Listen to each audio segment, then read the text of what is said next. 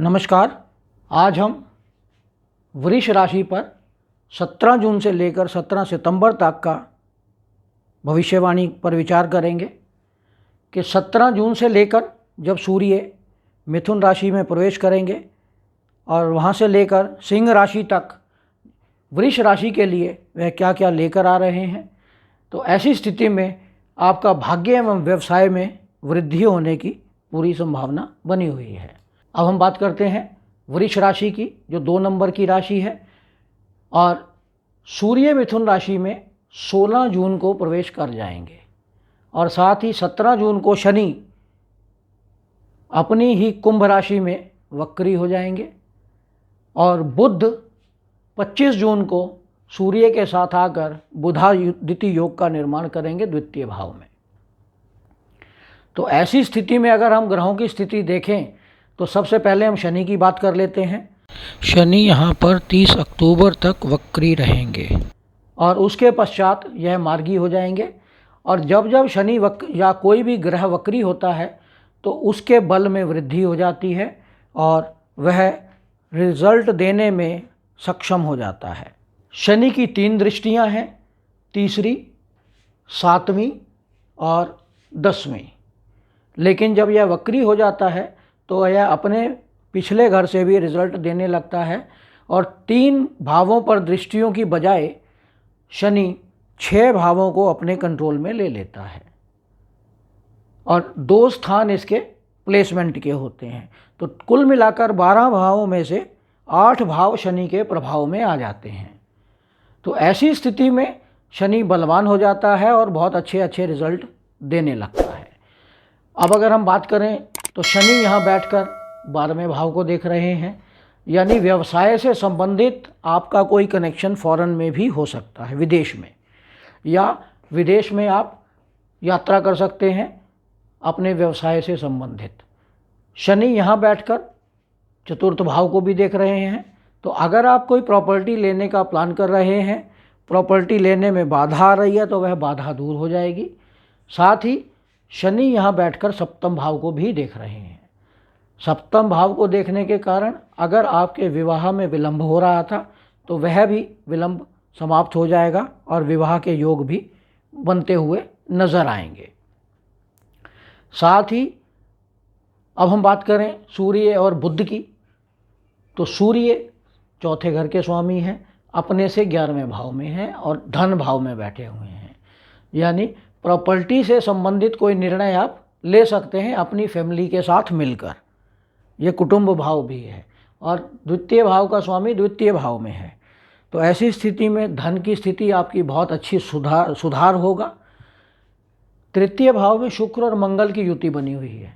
शुक्र जो कि लग्नेश है और मंगल सप्तमेश है, 3य भाव में दोनों जाकर बैठे हुए हैं। 3रा भाव यात्रा का भाव है, ट्रैवलिंग का भाव है।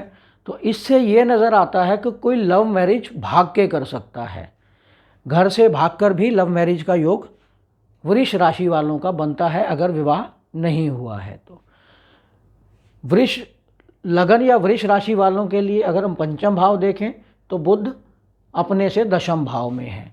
तो संतान के व्यवसाय में भी वृद्धि हो सकती है, यहाँ आपके व्यवसाय में भी वृद्धि हो सकती है, आपके धन अर्जन में भी वृद्धि होगी क्योंकि शनि वक्री होंगे तो पिछले घर से यह आपके 11वें भाव को, धन भाव को देखेंगे।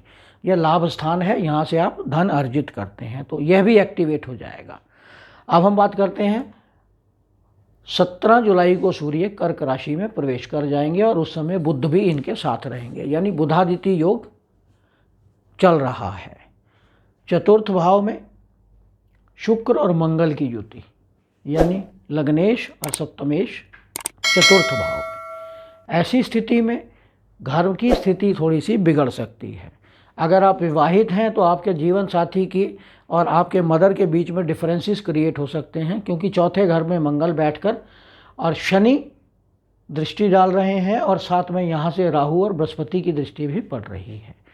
तो ऐसी स्थिति में घर में कलह का माहौल बन सकता है, लेकिन सुख सुविधाओं में वृद्धि होगी। आप सुख सुविधाओं से संबंधित चीज़ें खरीदना बेचना ये सब कर सकते हैं, लेकिन घर के सुख शांति में समस्या उत्पन्न होने वाली है। दूसरा, चौथे घर का स्वामी तीसरे घर में और दूसरे घर का स्वामी भी तीसरे घर में।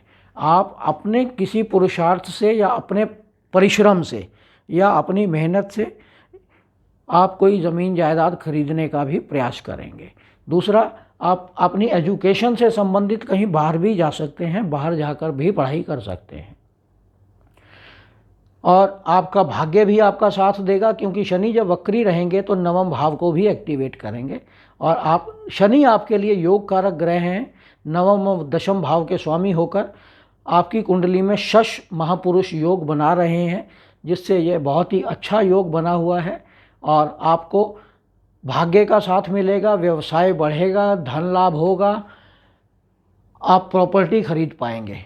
और अगर कोई एजुकेशन में है या पढ़ाई कर रहा है तो पढ़ाई में भी उसकी वृद्धि होगी और साथ ही वह कहीं बाहर जाकर भी पढ़ाई कर सकता है। आगे बात करते हैं। 18 अगस्त को सूर्य, बुध और शुक्र, ये तीनों ग्रह चतुर्थ भाव में होंगे और ये लगभग 1 महीना रहेंगे 17 सितंबर तक। और मंगल पंचम भाव में होंगे। मंगल के पंचम भाव में आने के कारण संतान पक्ष से आपको कुछ समस्याएं आ सकती हैं, उनकी हेल्थ से संबंधित, उनकी एजुकेशन से संबंधित, क्योंकि मंगल 12वें भाव का स्वामी है। साथ ही चौथे घर में सूर्य, बुध और शुक्र बैठे हुए हैं और शनि इस पे दृष्टि बनाए हुए हैं। तो ऐसी स्थिति में पंचमेश का चतुर्थ में जाना और चतुर्थ के साथ बैठना, ये बहुत ही अच्छा लक्ष्मी नारायण योग बना हुआ है और शुक्र लग्नेश भी साथ में है। तो ऐसी स्थिति में आपको धन लाभ होगा, प्रॉपर्टी, ज़मीन जायदाद, वाहन, सब कुछ आप खरीदने का अगर प्रयास कर रहे हैं या उसमें बाधा आ रही है तो वह आप खरीद सकते हैं।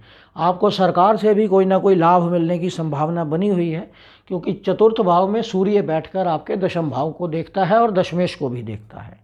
ऐसी स्थिति में आपको सरकार से कोई ना कोई लाभ मिल सकता है, सरकारी नौकरी मिल सकती है, या कोई ऐसी आपका कोई प्रॉब्लम चल रही थी, मान लीजिए इनकम टैक्स में या सेल टैक्स में, तो उसका भी सॉल्यूशन आपका निकल सकता है।